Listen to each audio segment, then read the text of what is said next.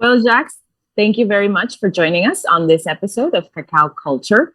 I know both companies have a very long relationship together, and we're going to kind of kick it off. If you could kind of tell us a little bit about who you are, where you work, what your role is, so the listeners can get a little sneak peek into who you are.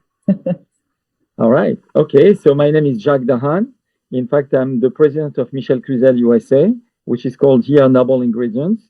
That's the company that we founded with the Cluizel family over 17 years ago. But that was not my first experience in chocolate, because in fact, I started being in the chocolate long time ago in 1983. And I started with Cacao Barry, which became then Barry Calbo. So I've been for quite some time in the chocolate industry, and I've known the Cluizel family for over almost 30 years. Yeah, over 25 for sure, but probably almost 30 years. Because even when I was in Paris, I knew Michel Cluizel, I knew a little bit Mark and Pierre and Catherine. So I mean that it's a long and old relationship. But you don't you're not originally from the same region as they do. You're not from Normandy, are you? No, I'm from Paris. From I the was raised Parisian region. born in Casablanca, but Ah, Wow. yeah, spent most of my time in Paris. I mean, now today I would say that most of my time now in the US because I've been here, 29 years. So yeah, Wow. almost, yeah.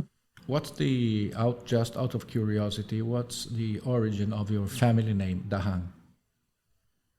Uh, uh, I mean that it's Jewish, Uh-huh. coming from Morocco, but I mean that we are wandering Jews. So I mean that we probably started at some point in Israel. Then we went exiled probably to Babylon. Then Hmm. from there we went to Spain. From Spain Exactly. probably to Morocco, and we ended up in Paris. Exactly. Well, my family has a relatively similar but different because it's a Ashkenazi name, Vax. Hmm. Yeah. So they more or less the same. So that after Babylon, instead of going to Spain, they went to northern France, Alsace, Uh-huh. and from there Alsace. to Russia with the Grande Armée, Mm. because Hmm. Napoleon granted them citizenship and full rights if they enrolled in the Grande Armée. Hmm. Then they arrived at the other big, I would say, ghetto, even if it's not exactly, in Odessa and Berdichev in Ukraine. Uh-huh. And from Yeah. Ukraine, in the when the pogrom started, because it's a very strange thing that when we stop a couple of generations, one place, somebody has a great idea that the Jews have some problem, and they had to go then to Marseille and It doesn't. Genoa. Marseille and Yeah, Genoa. but Then in Genoa, that's my great grandfather, and that's where I come from. wow. But I read recently something because I have a friend that has a house in Dominican Republic, and when I was talking about, my dream house of having something near the beach, he said, "But Jack, you should go to Dominican Republic." And I said, "But at some point, I need also a Jewish life." And he said, "But I in Sosua." Uh-huh. And it was very interesting because I read the story about Sosua, that in fact was a city that greeted a lot of Jews that were Yes. immigrating, where you have still a small synagogue. I don't know if it's still very active, No, it is but it, active. It is active. It And they is. It are is. of Polish and German origin. wow. Yes. So My they Yeah. told me, assistant, and my I said, assistant "Oh is my called God, Heidi Tsarlinsky, and she's from ah, there. really?" Yes. So he said, "Now you have no excuse." Yeah, absolutely. So why Yeah, not? the community in Sosua, which is in Puerto Plata, where I'm from, is very very still very present, very big. So, and you can definitely tell the Jewish influence for sure.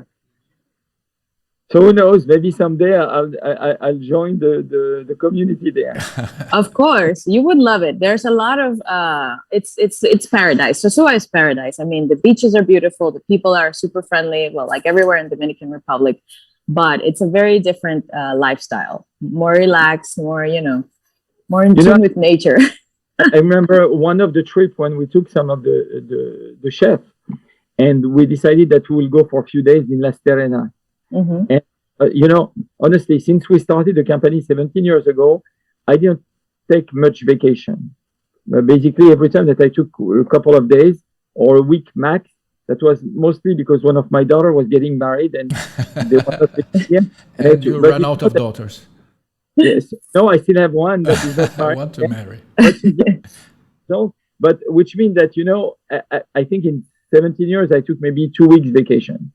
So, but one of my best time that I had was really in Las Terrenas because I really enjoyed the whole trip in Dominican Republic, the greeting that we had, the fact that I remember meeting with Mr. Rizek father, and we had I mean that the way that Michel Cluizel and Hector Rizek father were in fact sharing the same values. That was something very unique. And I remember vividly what he told us. Mm-hmm. He said, every night, I park my car in Los Ancones, and I go and I caress, I rub the tree, because if you don't give them love, they don't give you good fruits. And I'll be honest with you, that's something that always stayed in my mind because. Uh, uh, Incidentally, Michel Cluizel one day told me the same thing about a different product. We make the griotte, which is like the liquor, the cherries in liquor. And we have to macerate that in France. They macerate that for normally 2 years. And it happened that, 1 year we ran out. We were so much selling this product that we ran out. And I was in France at that time and I said, Michel, we need a griotte. And he said, okay, let's go down and check it. And we checked and he tasted it and said, no, it's not ready. So I said, oh, they are ready, yes. And he said, no, that's not ready the way I want. So, okay, you won't have them. And he refused. And exactly the same way, the Rizek family, because I think that's why, in fact, the partnership that, the Cluizel family and the Rizek family started long time ago. I think it was 2008. 2002. Or 2002. December Wow. 2002. I remember that also very vividly because Pierre Cluizel was one of the first guests that I invited to my wedding, which was in December 2002. And Los Ancones, we had met in October at the Salon du Chocolat. And there was immediately a click between us. In that case, it was Pierre and Marc who were there and I. And we had both exactly the same idea. It was a fabulous coincidence that we wanted to create and state-grown chocolate. The Rizek wanted their best farms to be represented by a great chocolate maker. And that was a marriage, I would say, made in heaven and incredible because I went to their stand. I knew of the Cluizels because of their reputation, but I didn't know anybody of them. And I told them what I had. I told them about the farms, the story of the family. I brought pictures, but there were no social media and scarcely any internet back then. So it was really a communication among three persons. And I think that the message was understood perfectly. And on the spot, we stretched hands, and it was our contract. I said, wow. As soon as I get to the Dominican Republic, you have all the material that you want about the farm. I'll send you the picture, I'll send you the history, I'll send you samples. And it really took just a few weeks. So I felt such a strange connection to them that I said, okay, I'm getting married. I will invite these people because we share family values, and it was so pleasant. I felt immediately at home. We went drinking and eating in Normandy. You know that's a whole experience. It's sort of a religious part of living in France is eating and drinking well, talking chocolate, talking about gourmet, talking about our families. And there he was in 2002 at my wedding. Immediately after the launch of Los Ancones, then there was a visit that you just mentioned of Michel Cluizel's father. And there again, it was this immediate connection with Hector Rizek's father.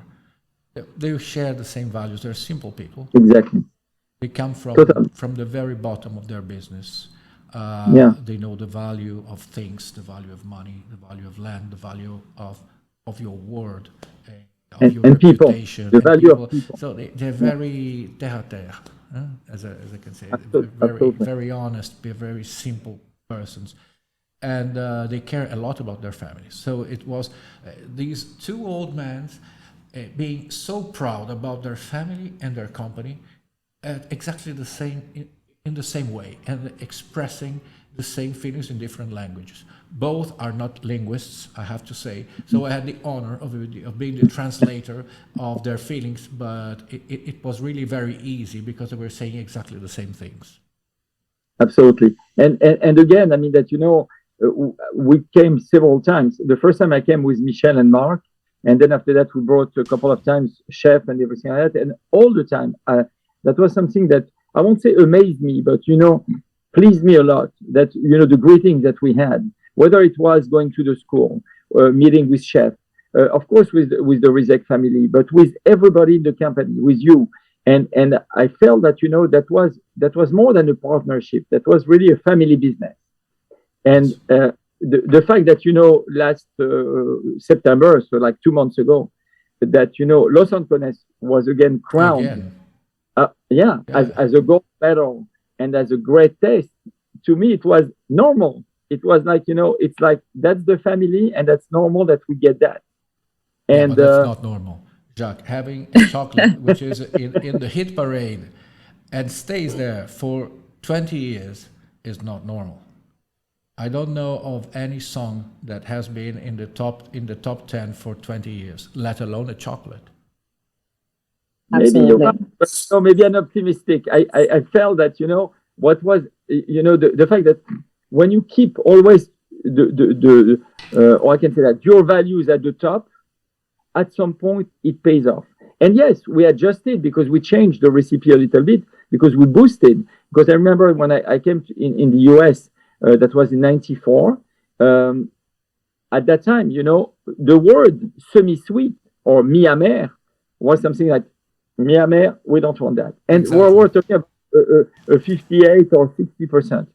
Today, everything that you have below 70%, people don't even look at it, which to me make no sense No, it because doesn't make any let's, sense. let's No. face it, it's just a number, Yeah. and they can add cocoa powder, whatever it is. But so after we boost it to 75%, and we get again a high recognition, the highest recognition in terms of taste, means that people have evolved in their palate, but the chocolate and the consistency of the quality and the highest value that the Cluizel and the Rizek family have put into Los Ancones made that no matter what, it's recognized. And I can guarantee you that maybe 20 years down the road, when the palate of the people will be maybe at 85% or 90%, we'll do a new Los Ancones or an upgraded Los Ancones at 90%. We'll get again a gold medal. I agree. So it But be probably we should also think of another type of story. We might evolve even up to 90% or whatever the market is prepared to taste. But I am convinced that at some point we'll get back to the 67 made by Michel Cluizel in 2002. yeah, yeah, you're These right. I mean that revivals happen. These it's revivals happen. It's cyclical. yeah, I agree 100%. But right now there is a trend. People want something that is vegans. They want something that is very high content. And we have a 99%, which is a blend that we sell very well. And some people say, "Is that something that you like?" And I said, "No, honestly, I mean that even though it's probably very healthy, Yeah. but for me, chocolate it's not a medication. No, It's a pleasure." it's a pleasure. You're right, but all of us, we have to understand that part of the consumer buys on intellectual grounds. No, Yes. buy because they have a conviction that goes beyond their palate, and they feel very proud of their conviction because it is trendy, because it is sustained by social media, because there is some guru telling them that they have to eat 90%. And we're here because we are cocoa and chocolate producers, so we cannot afford to leave out of the world. Of However, course. I am totally with you that the quality is the real pleasure, the balance between Yeah. ingredients, how to enhance a particular note, or subdue another, which is most unwanted. So in the end, the percentage is a function of the taste and not vice versa. Absolutely. And we see that as well because following Michel Cluizel and the Cluizel family steps, we created here a chocolaterie. But instead of having like, a museum, in fact, what we do is that we do a private guided tour. And yesterday, as an example, because now with COVID, we changed a little bit the rules. And up to recently, up to 2 years ago, we used to have like 50, 60 people at the same time, but it was crowded. Now I said, no more than 20. So a couple of weeks ago, a teacher called me and said, Jacques, I would like to do the tour, but I have 50 people, 50 kids. I mean, kids. They were like maybe between 16 and 18 years old. I said, I can do that at my place. So she said, okay, come to the school. And so I went yesterday morning and I had 2 groups of about 25 people. And these kids never heard Michel Cluizel before. They never buy a chocolate bar that costs more than $3, probably. And so we created a box that we give them where there are several tasting. And we explain how to taste not only chocolate, but in general, not to just swallow and everything and try to get the notes, because then you get more pleasure into the product. And we've been doing that for now at least 10 years since we moved into the location here in West Berlin. And since we've been doing that, we realized that, a lot of these young people, they understand perfectly because at the end they buy the chocolate, but not only they buy once, but they come back and buy again or buy online. And that means that, the openness that they have is very important because we try to tell them, look, be careful when you taste something, and especially with chocolate. It has to be pleasure, but at the same time, and I don't know if you've seen in the new Los Ancones bar, behind that there is a QR code. And the QR code links you directly to a sensorial experience, which is unique, which means that, when people will take the bar and they will start eating the bar, if they go to the QR code, they will be able to have all this experience that show a little bit the plantation in a kind of drawing way. And then they have the notes that they should get into the chocolate. So we guide them completely. So more than just buying chocolate to be pleasured by the chocolate, they are pleasured also with all the senses. And they will look at the plantation and they will taste and say, oh, do you notice the hint of licorice that you could have? Oh, wow, or green olive. And I think that's the next level. Absolutely. Now, I would have to add that on both ends, we're always very proud of the recognitions that our clients receive because it really speaks to a good product that we know we make. But the fact that the chocolate maker also gets a recognition is like the cherry on top, because on our side, we know our product is good, right? We know what we know our process, we know our quality control, we know the team working, we know what we're putting out there. But the chocolate makers that purchase our products are not always doing the best job. They might not know, they might also have preconceived notions, they might not have the right machines. There's a million of things that come into play.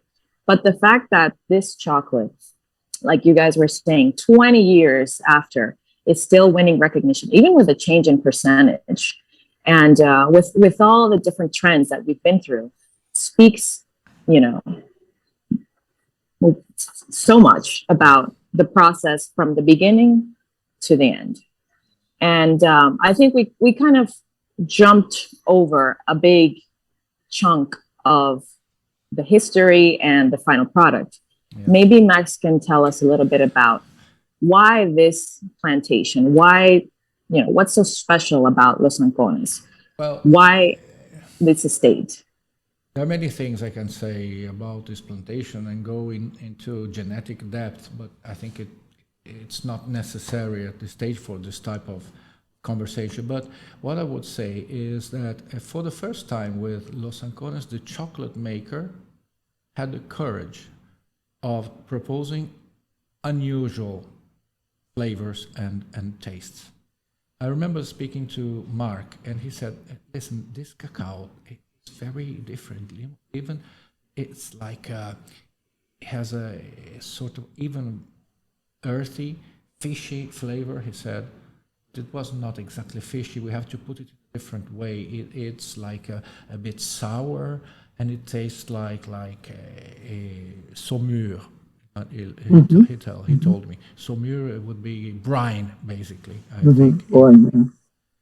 And I said, listen, I think that this flavor, because back then we didn't have that vocabulary so developed for cacao flavors. We had the same type of experience for wines, but we didn't have precise descriptors for chocolate back then. And he said, I feel a hint of green olives. And now he said, I have two choices. Either I roast it a little bit more and I conch it and I get rid of it, I strip it out, or I have the courage of emphasizing those, but it will be a big bet on the market. That's what he did. He turned down the roasting in order not to hide, but on the contrary, to emphasize this very peculiar taste. And on the other, he didn't strip it out during the conching. And it turned out okay, it worked. But it was unsettling at the beginning. I remember a guy from the CIRAD, Michel Barrel, a scientist from the CIRAD, calling me, said, listen, frankly, at the beginning, I didn't believe very much in the potential flavor of Dominican cacao, because to me, it was always too earthy and sometimes very heavy, over-fermented. There was no control. But I have to say that these French guys from Normandy, have done an excellent job in bringing out such an unusual olive flavor and putting that into the description. And the consumers started to accept these different flavors. Remember that back then, at the time, the top selling, let's say, gourmet chocolate was Guanaja by Valrhona. Yeah, Guanaja 70 by Valrhona was the bestseller. It was the non plus ultra of cacao. And Guanaja 70 is a very super plain type of flavor, super traditional, appealing to our limbic memory of what we understand is a good cacao. It's a Venezuela, 30% sugar, no bitterness, very round, very chocolate, but it has absolutely nothing that goes beyond chocolate. Just a bit of nutty. Los Ancones was something absolutely different. Yeah. And you're right, that was a bet. I think that, even today, because we are on all ways of the spectrum, because we sell to chefs and we sell to consumers. And sometimes we have chefs that, are used, they were raised with, other chocolate couverture and everything like that. But again, when they want something unique, when they want something different, that's when they go to Los Ancones and they say, oh, okay, I know that this will go well with my new creation. And it's hard because, when, it's like with coffee. When you used to drink the same coffee all the time, your palate is used to that. You change coffee and sometimes you cannot even drink it. And so when we go and have this chef taste the product and we said, okay, what do you think? Some of them said, no, I don't like it. But a lot of them said, wow, maybe not for what I'm doing right now, but I'm thinking about new recipes and I think I can incorporate that in it. And I remember when Michael Lesconis was in the group and at that time he was at Le Bernardin. And when he came and, we decided that we'll do a mini competition and he took the mango that were there and everything and he did desserts. And he thought right away, okay, this is different, but I will treat it differently, not like any other chocolate. Absolutely. So what's peculiar about Los Ancones is this very special, absolutely distinguishable and individual flavor that is not present in the farms that are just next to Los Ancones. I mean, La Esmeralda is 400 meters from there. It's totally different terroir, so different flavor. And I don't know of any other cacao that has this very distinct green olive flavor underneath. And do you know if it's because since it's very close from La Esmeralda, which I visited as well, what's the difference in the soil? What was there a different type of plantation before? I know that Los Ancones is a very old plantation. It's now probably at least 30 years old or more, no? Los Ancones is around 40 years old, and La Esmeralda is 50, and both were bare land. I frankly don't have chemical analysis, but there must certainly be a presence of some mineral that brings this about, because the genetics is not so dissimilar, And obviously the weather is also not very different. So there must be absolutely something in the soil. That's a very good point we should look into. Yeah, that would be interesting. Very interesting, very, very much. And then also Los Ancones is a part of a denomination of origin, Yes. Los Bejucos. Yeah. This is a new one. Now we have this official denomination of origin for cacaos, which is Los Bejucos. And Los Ancones, La Esmeralda, Tireo from Rizek fall into this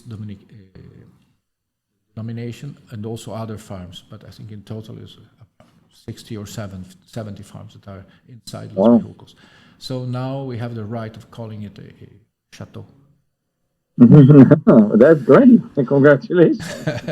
You too. You too, yeah.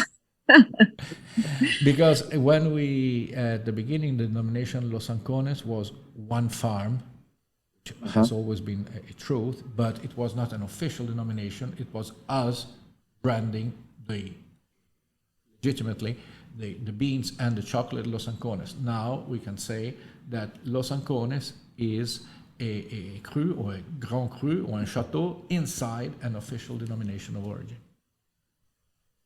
Very interesting. I didn't know that. So that's good. I'm glad this podcast, make me learn more.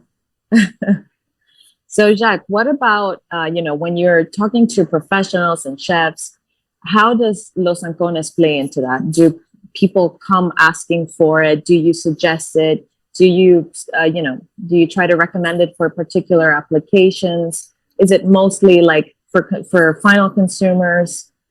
How does that work?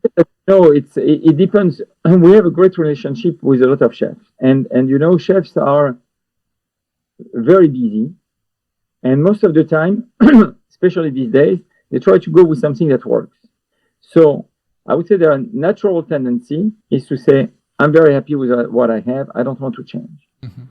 But then we tell them, we said, look, right now what we want to show you is something that is totally different in terms of taste. Because twice a year, most of the time, you have to redo your menu, you redo your cart.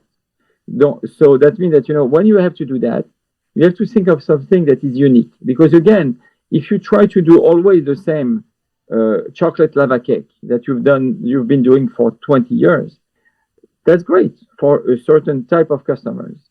But you have some clientele that will want something unique. And that's when we say, okay, you want something unique? Try Los Ancones. Because again, the flavors, as Max just was telling me, is so different that maybe you might think right now, no, I don't have any use for that. But in the back of your mind, because they are creative people, they will say, wow, what I tasted is very unique. And I think it will go very well with this or with that. And that will make a big difference. Yeah, that's absolutely. why I think that the great part of both of our jobs is education. Because we need educated chocolate makers, and the chocolate makers need educated consumers in order to propose something different. Otherwise, it wouldn't be understood. We need an exigent market. Absolutely. But, let me be honest with you. I think that in the past year and a half or 2 years, and especially in New York, San Francisco, even Chicago, and I went to Chicago, of course, in New York, that's my backyard and everything. We saw a couple of things. First of all, a lot of hotels or restaurants were in a lot of disruption. And so what happened is that, they furloughed their chef. And most of them today, even though that the business has restarted, they have not yet rehired chefs. We've seen also a lot of things different in a way that some chefs decided that, this job was not for them anymore. Working 14 hours a day, 7 days a week sometime, and no holiday and everything like that was way too much. And today, it's true that I think the market has changed a lot. I don't know if it will go back to what it was before. And I hope that at some point, we will rebound completely on that level. But we see like a tremendous change. And even if the best restaurant, they have one chef, they don't have a whole team like they used to have, what we call the brigade. They don't have that anymore, which means that, they are very limited in what they do. On the other hand, you have the consumer that wants more knowledge, that wants to do more experience. In fact, at the beginning of the COVID, we created some kits for people to make their bean to bar. And the cocoa nibs that we're using is the one from Los Ancones. So they can make their own bars. And we had a good success. I won't say a tremendous success because that will be too pompous and I don't like that. But we had a good success with that. And people said, oh, really? I can make my bar. And we had some bloggers that, tried it and a very good result, even with no material or no sophisticated material, because basically, intrinsically, they had the great cocoa nibs that were Los Ancones cocoa nibs that were organic and everything like that, and not too stringent.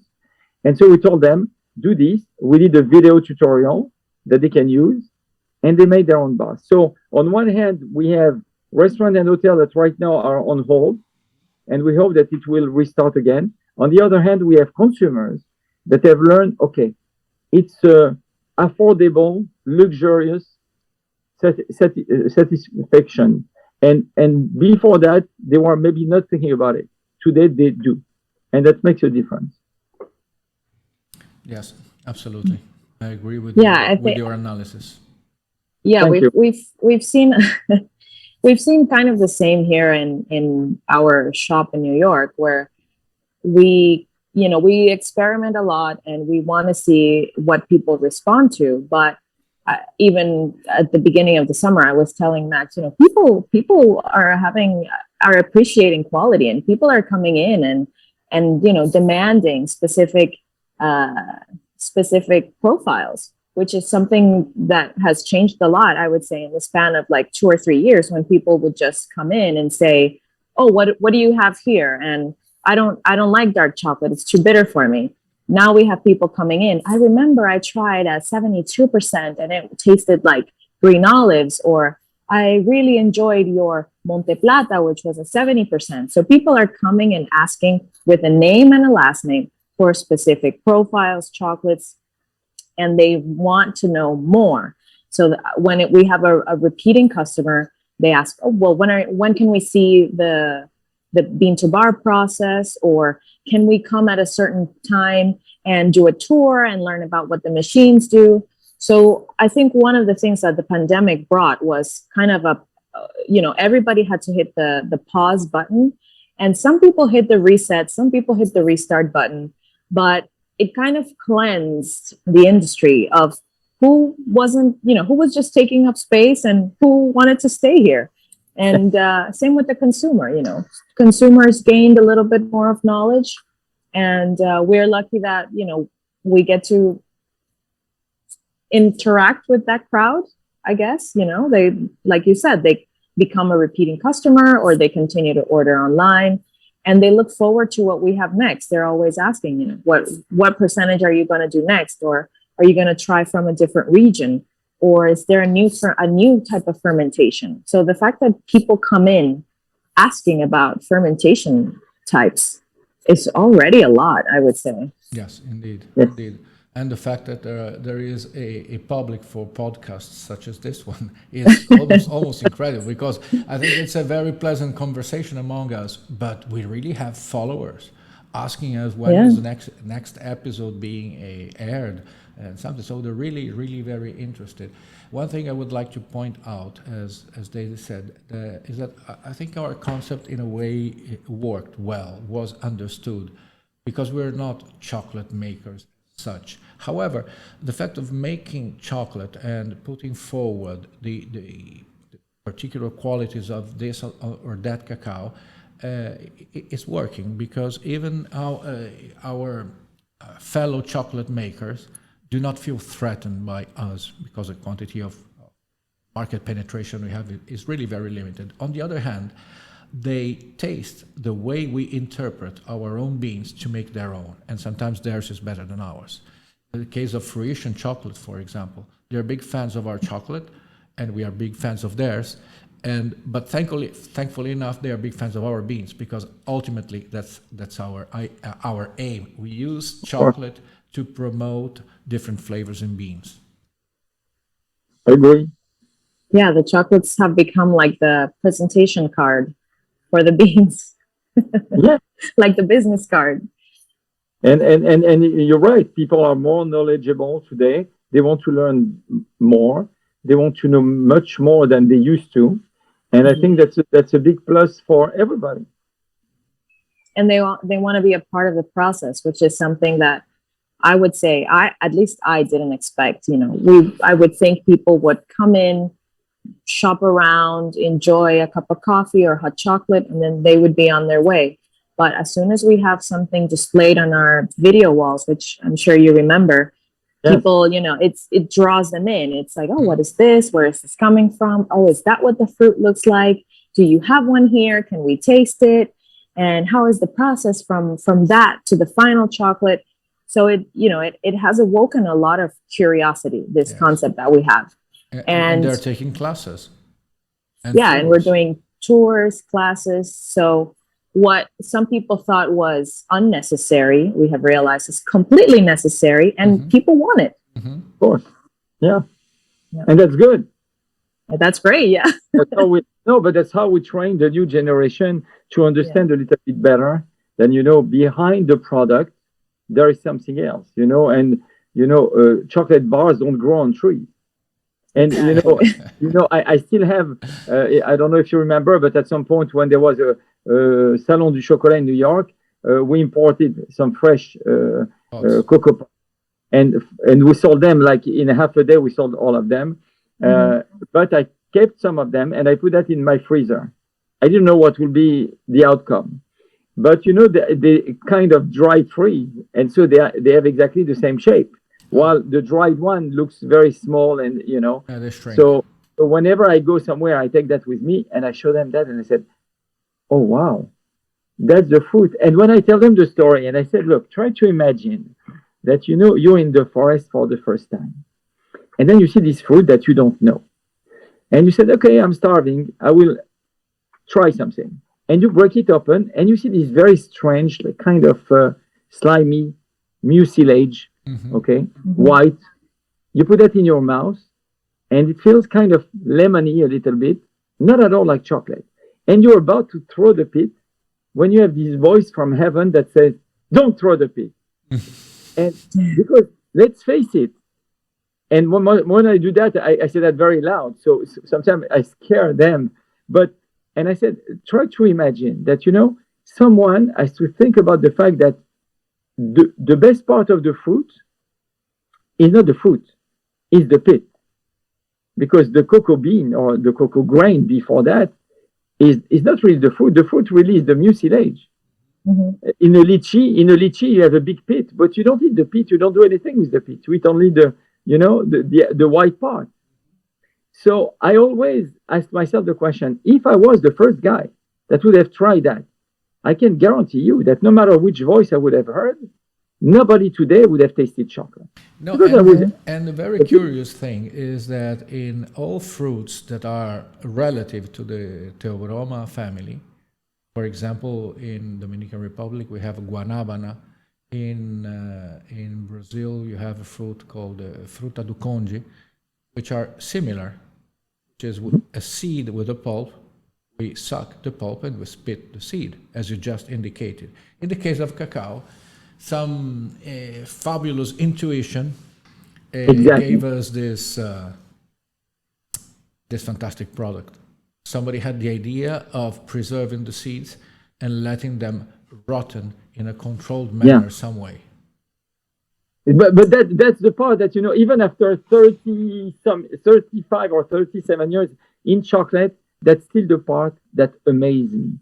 How someone decided one day that the pit will have more benefit than the fruit, than the pulp that is surrounding it. And that's, to me, after all these years, I'm always amazed. I think there is no explanation. It's something random or divine, whatever is your vision of the world.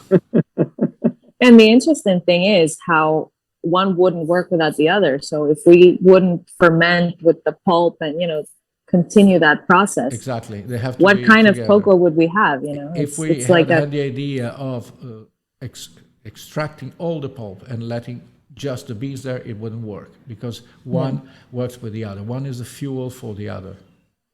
Yes, and that's something that at some point shocked me one time that I was at the plantation. I think I was at La Esmeralda, and at that time you had this machine that breaks the pod, and you had some. I mean, apparently you had one customer that wanted the beans freshly washed right after. Exactly. Yes. And I said, why do they want to do that? And one of the reasons that I put for myself was maybe a different taste, but mostly because you save time, because the fermentation, it's a long process, 4 to 7 days. You have hard labor. You have to move from one box to the other. And I said, why did the earth, people want something that is not fermented? And you're right. I mean, that to me, it's very important. The fact that, you have the mucilage that goes through the beans, and that is part of the fermentation. And the smell during the fermentation is very alcoholic, at least in some parts. And you said, wow, but if you don't have that, it's a totally different product. And at the end, you have a different chocolate, even though the beans are 100% the same. Absolutely. Well, Jack, I'm going to kind of start to wrap it up, but before closing, I would like to know what do you see for the upcoming, near or further future for Cluizel? Any trends that are coming up that you guys are going to be delving into? Any new projects that you can talk about? I would say that, and again, probably Mark would be and his sisters would be the best to answer this question.